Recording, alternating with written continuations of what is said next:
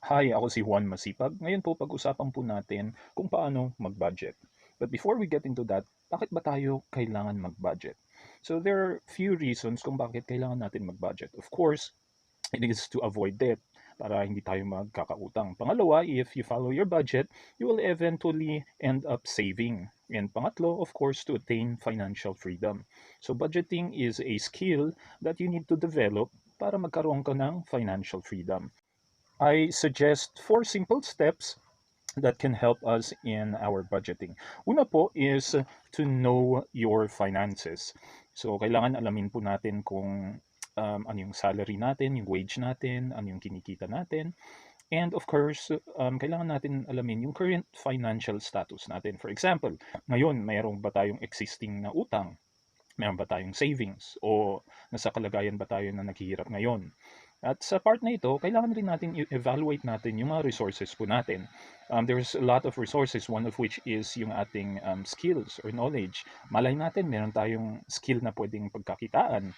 Or let's say meron tayong mga ibang kagamitan na assets, let's say isang sasakyan na hindi naman ginagamit, pero eventually we will learn na pwede pala natin siyang i-hire. So pwedeng maging asset yung ating sasakyan. So yung mga bagay na yun, yung kailangan nating evaluate sa starting point ng ating pagpaplano ng ating budget. I just want to make sure na we are all aware of our current financial status kasi maraming tao yung nakakalimutan, meron pa pala silang utang sa kapitbahay or sa SSS, or meron pa silang existing loan sa bangko na nakalimutan na nila. Part of knowing your finances is to as well know how much are you earning. Alam ba natin kung ano yung monthly rate natin, hourly rate natin, magkano ba yung binabayaran sa atin during overtimes, during holidays, during times na nagkakaroon tayo ng vacation leave or sick leave. So lahat ng mga bagay niyan, you must be well aware of it. Now, let's say wala kang trabaho, meron kang negosyo. Part of that is as well is to thoroughly understand yung financial statement mo sa negosyo mo, kung magkano yung cash flow, sapat ba yung earnings ng business mo to sustain and grow the business. So yung mga bagay na yun, everything will be considered during the initial phase of your budgeting. So yan po yung first part. Now, let's go to the second part. Yung second part, it's more of creating the budget. Now, this is where the numbers come in kasi we need to write it down. Kailangan detailed po yung amount, yung value. Kailangan itemized po kapag gagawa tayo ng budget natin. But before you proceed with that, you must begin with a goal in mind before you create your budget. Ano bang financial goal mo? Now, be mindful that your financial goal should be realistic and time bound. Kasi yung mga iba, they do not give ample time for them to work on achieving their goal, or sometimes yung goal nila is unrealistic, so imaginary. So you must back it up with numbers and figures para ma-attain mo yung goal. So for example, you have a financial goal of earning 20,000 or 100,000 at the end of the year. So, kailangan every month, itemized yan kung magkano yung iipunin mo, and meron kang plano na kailangan mong gawin. For example, for example, you will save 2,000 monthly. So by the end of the year, so you have 24,000. However, yung sinet mong goal is to save 20,000 at the end of the year. So achievable po yun. Time bound rin po yun. That's just an example, okay? There are lots of goals, okay, that you can create. Let's say you want to save para mag-start ka ng small business, or you want to save para makabili ng sasakyan na eventually gagamitin mo sa isang transportation business, or something else. So as long as it is realistic and time bound, that's okay. Ngayon, when we plan for our budget, of course, we plan where to spend and when to spend. Kasi there are two things you need to understand when you create a budget. There are expenses that are fixed. For example, yung mga utilities natin, yung rent natin kung nag-uupa ka, water bill, internet bill. So yung mga bagay na yan, they are fixed. Pero of course, there are unforeseen events na nagkakaroon ka ng unexpected expenses. So make sure that you create a buffer, or create a small amount to set it aside for yung unexpected expenses mo. Later on, we'll talk about emergency funds, savings, and all those stuff. But for now, for the most part, especially na sa part na pag-create ng budget, we just need to understand yung mga fix expenses and then set aside a little amount for unexpected expenses. Yun lang yun. Now, when you create your budget or your budget plan, make sure to know your priorities. So, for example, meron kang kailangang bayaran ng insurance, aside from, of course, your utilities, because yung insurance is earning, investment rin siya, two-in-one siya. It's an insurance and investment at the same time. So make sure that you prioritize setting aside money to pay that insurance. That's just an example, okay? Know your priorities. Kasi there are times that you are lured to buy something. I'll give you an example. Minsan gusto natin ng bagong phone dahil siguro luma na yung phone mo, gusto mo ng iPhone 10 or 11.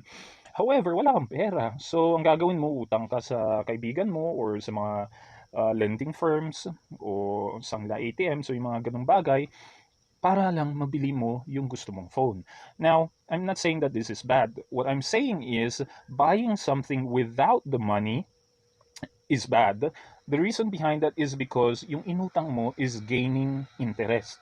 Tandaan mo ha, when you borrow something, yun yung borrowed amount na yun is gaining interest. So eventually when you will return it back, at pagbabayaran mo na siya, mas malaki na siya. And tandaan nyo, ang interest, hindi po yan natutulog. Umulan, umaraw, bumagyo, may trabaho ka man o hindi, magkaka-interest pa rin yung inutang mo, yung loan mo. So ganun yon. That is why I do not recommend borrowing something. Again, when you create your budget plan, make sure to write it down and make sure that it's backed it up with numbers and figures para makita mo, ma-figure out mo at the end of the day or at the end of the month or week or so na you are on track na ma-achieve mo yung goal mo. Ngayon, yung third step is sticking to your budget. So after you've created your budget plan, make sure that you are dedicated in following yung budget plan mo. We must be accountable of it. So, meron nga tayong kasabihan is kapag maikli ang kumot, matutong mamaluktot. So this just simply means that we need to adjust. And we need to watch ourselves. So yung sticking to our budget simply means we need to have self-discipline. Kailangan natin control yung mga expenses po natin. So I'll give you an example of a lavish lifestyle compared to a thrifty person. Let's say we have employee A, umaga, tanghali, gabi, palaging kumakain yan sa, let's say, Jollibee, Chowking, KFC, Pizza Hut. So, ganyan yung lifestyle niya. Palaging pumunta sa bars or nag-expend siya ng much money sa mga inuman. So, yan yung lifestyle niya. So, that is employee A. Now, we have employee B. Employee B, hindi siya palagi ang kumakain sa labas. Instead, nagpapack lunch siya. As much as possible sa bahay siya kumakain, hindi siya sumasama palagi sa mga inuman or sa mga bar.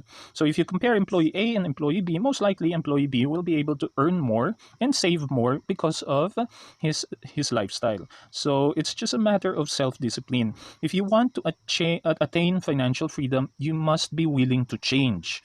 Kung meron kang mga habits or practices na leads you to overexpending, please avoid it. Be disciplined and please be accountable of these things. Now, when you apply your budget plan, make sure that you always have your goal in mind, so that will keep you inspired and motivated to stick to your budget plan. With the little sacrifice that you do daily, weekly, monthly, eventually by the end of the year, you will be able to achieve your financial goal. It's a matter of dedication, self-control, and of discipline. Make sure to motivate yourself that you foresee yourself achieving that goal para hindi ka malure na mag-expend ng maraming pera. Now, the statement live within your means comes into play. So live within your means. So this just simply means na yung mga expenses mo should not exceed yung income mo. So wag po tayong mag-spend ng mga bagay na hindi naman talaga kailangan. Now, I'll give you an example. For example, birthday ng anak nyo, gusto nyo bongga, ang kaso lang wala kang pera. So what I would recommend is just make a small celebration within your family so that we can ensure that you do not overexpend. You just spend a little amount of money and then it will give you the opportunity to save for your long-term goal. Now, kasi yung practice kasi sa traditional culture is, uy, may birthday, utang tayo, 20 mil, 30 mil. Ayan, masaya tayong lahat sa birthday. Pero after the birthday, after the marriage, you start paying yung utang mo. So nabaon ka pa sa utang, which is a very bad habit or practice. So kailangan natin baguhin yung tradition na yon. Ngayon, let's say you've already followed your budgeting plan for a month and you were successful. Then you were able to do it the second month, the third month, the fifth month, and so forth. So that means you are on track to your financial goal. Now, during this stage, you need to reevaluate your budgeting plan, and you need to make some adjustments. Now, if you've already changed your habit, na-practice mo na yung principles of living within your means, matipid ka na, nakakaipon ka na, so that's where we get into setting aside more of our finances for emergency fund, for savings, for insurance, for investment, and whatnot. Ngayon, going back to emergency fund, ideally, some advisors would recommend to save at least 6 months of your monthly wage, just to back it up. Kasi there is a time na, let's say, nawalan ka ng trabaho, so kailangan mong mag-reapply, or let's say may calamity na dumating, at least you have that emergency fund. So, kailangan magplano ka uli, i-adjust mo yung budget plan mo. Yung mga sheets or mga pages na nasa screen are just examples to give you an idea of how you can organize your budgeting and how to create your financial goal. Step 7 on the financial goal page is actually to start and grow your business, which I will cover on another episode. For now, start saving to achieve that financial freedom. See you on our next episode. Bye.